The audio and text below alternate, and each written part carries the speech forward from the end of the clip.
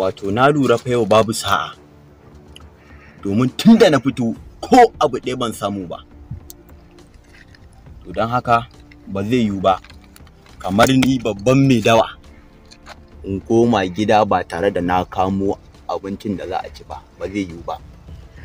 Don haka yau ko za a mutu ko za a yi rai muna nan bakin fama, wallahi sai mun samu abin da muke so tukunna zan koma gida.